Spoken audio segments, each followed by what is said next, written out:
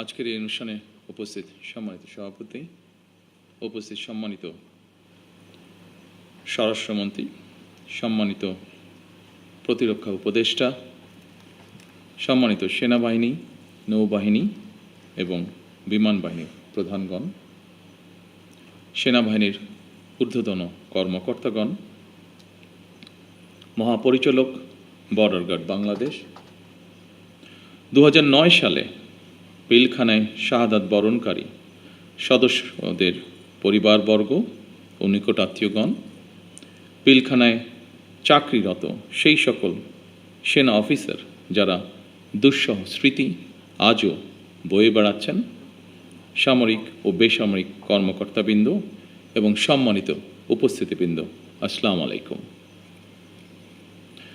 মাহে রমজানের এই পড়ন্ত বিকেলে আমি শ্রদ্ধার সাথে স্মরণ করছি মহান মুক্তিযুদ্ধের বীর শহীদদের, 90-এর গণ আন্দোলন এবং 24-এর গণ অভ্যুত্থানে শাহাদাত বরণকারী সকল ছাত্র জনতাকে গভীর শ্রদ্ধার সাথে স্মরণ করছি 2009 সালের 25 এবং 26শে ফেব্রুয়ারি পিলখানায় সংগঠিত বর্বরোচিত হত্যাকাণ্ডে শাহাদাত বরণকারী 57 জন দেশপ্রেমিক সেনা কর্মকর্তা সহ 74 জন বীর শহীদকে।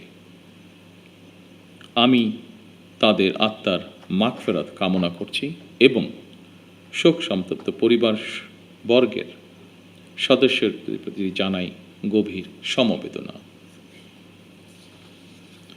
আজ 25শে ফেব্রুয়ারি জাতির ইতিহাসে এক রক্তাক্ত এবং বেদনা বিধুর দিন। এ দিনটি এলে প্রকৃতি যেন আবার স্মৃতি ও শোকের ভারে নীরব হয়ে যায়। বাতাসে ভেসে আসে সেই বিভীষিকাময় মুহূর্তের আর্তনাদ। আমাদের হৃদয় গভীর বেদনায় ভারাক্রান্ত হয়ে ওঠে।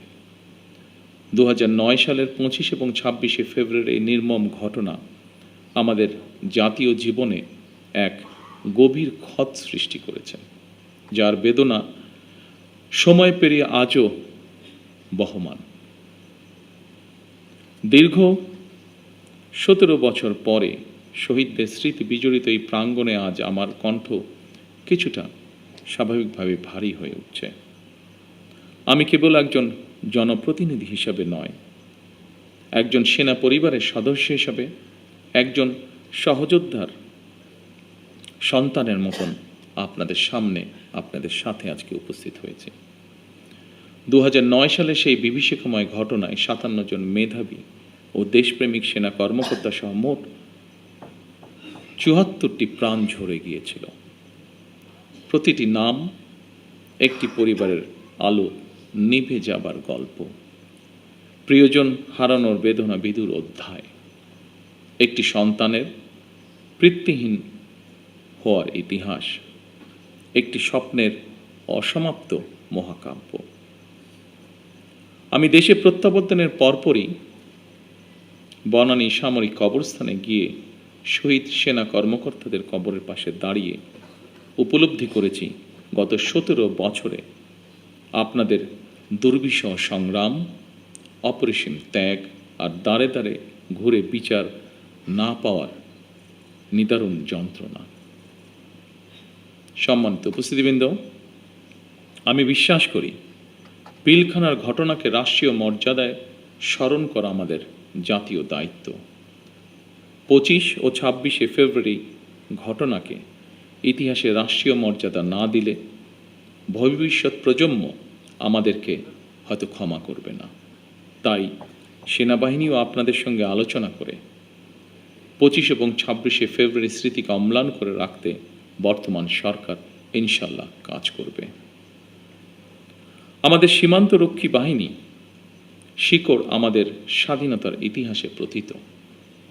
1971 সালের যেদিন চট্টগ্রামের কালুরঘাট বেতার কেন্দ্র থেকে শহীদ রাষ্ট্রপতি জিয়াউর রহমান স্বাধীনতার ঘোষণা দিয়েছিলেন, সেদিন সেনাবাহিনীর সাথে তদানীন্তন ইপিআরের সদস্যবৃন্দ বেতার কেন্দ্রের দায়িত্বে নিয়োজিত এক থেকে গৌরবময় ইতিহাসের সাক্ষী হয়েছেন এবং মহান মুক্তিযুদ্ধের সূচনা লগ্ন থেকে সেনাবাহিনীর সাথে অবিস্মরণীয় অবদান রেখে চলেছেন।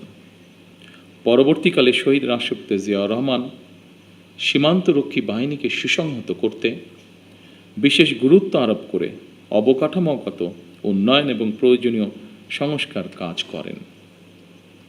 সেনাবাহিনী থেকে যোগ্য ও মেধাবী অফিসারদের পেশনে প্রেরণের সংখ্যা বৃদ্ধি করা হয়। 1978 সালে এই বাহিনীর ইতিহাসে সবচেয়ে বড় ঘটনা হল সামরিক কায়দায় নতুন করে পুনর্গঠিত করা। পূর্বের উইংসমূহকে পরিবর্তন করে ব্যাটালিয়নে রূপান্তর করা হয়। দুটি নতুন ব্যাটালিয়ন সংযোজন করে বাহিনীর সংগঠনকেও পরিবর্ধিত করা হয়। দীর্ঘ সংগ্রামের পর আজ জনগণের রায় নির্বাচিত সরকার দেশ পরিচালনা করছে। দেশের প্রশ্নে আমরা সীমান্ত বাহিনীকে আরও আধুনিক ও সুসংহত করব ইনশাআল্লাহ। আমাদের সদস্যরা দেশপ্রেম ও পেশাগত উৎসর্গতায় সীমান্তে দায়িত্ব পালন করবে ইনশাআল্লাহ। বাংলাদেশের স্বাধীনতা যুদ্ধে এবং স্বাধীনতা পরবর্তী দেশ গঠনে সেনাবাহিনীর রয়েছে উজ্জ্বল ইতিহাস। সেনাবাহিনী আমাদের সার্বভৌমত্বের প্রতীক। আমি মনে করি পিলখানার এই মর্মান্তিক ঘটনা ছিল আমাদের সার্বভৌমত্বকে নস্যাৎ করার একটি অপপ্রয়াস। পিলখানার ঘটনার পরিক্রমায় আমাদের জাতীয় নিরাপত্তার কাঠামোর দুর্বলতা ফুটে উঠেছে। তাই বহির্বিশ্বের সাথে তাল মিলিয়ে আমাদের জাতীয় নিরাপত্তার কাঠামোকে আরও আধুনিক, সময় উপযোগী এবং শক্তিশালী করা প্রয়োজন অবশ্যই, এবং এ লক্ষ্যেই আমাদের সরকার কাজ করবে ইনশাআল্লাহ। একই সাথে শহীদ পরিবারের সদস্যদের কল্যাণে তাদের সন্তানদের শিক্ষা, চিকিৎসা ও পুনর্বাসনের জন্য দীর্ঘমেয়াদী সুরক্ষা ব্যবস্থা গড়ে তোলার প্রতিশ্রুতি আমরা এরই মধ্যে ব্যক্ত করেছি। মাহে রমজান আমাদের সংযম এবং আত্মশুদ্ধির শিক্ষা দেয়। মহান আল্লাহর দরবারে প্রার্থনা করি তিনি যেন শহীদদের আত্মাকে শান্তিতে রাখেন, তাদের পরিবারকে ধৈর্য ও শক্তি দান করেন এবং আমাদের রাষ্ট্র প্রতিষ্ঠানসমূহকে ন্যায়, শৃঙ্খলা ও দায়িত্ববোধের পথে পরিচালিত করেন। পরিশেষে আজকের এই অনুষ্ঠানটি আয়োজন করার জন্য যারা অক্লান্ত পরিশ্রম করেছেন, এই অনুষ্ঠানটিকে সুন্দরভাবে উপস্থাপন করেছেন, তাদের সকলকে আমি আমার পক্ষ থেকে আন্তরিকভাবে ধন্যবাদ জানাই। আল্লাহ আমাদের দেশকে হেফাজত করুন। আল্লাহ হাফেজ। বাংলাদেশ জিন্দাবাদ।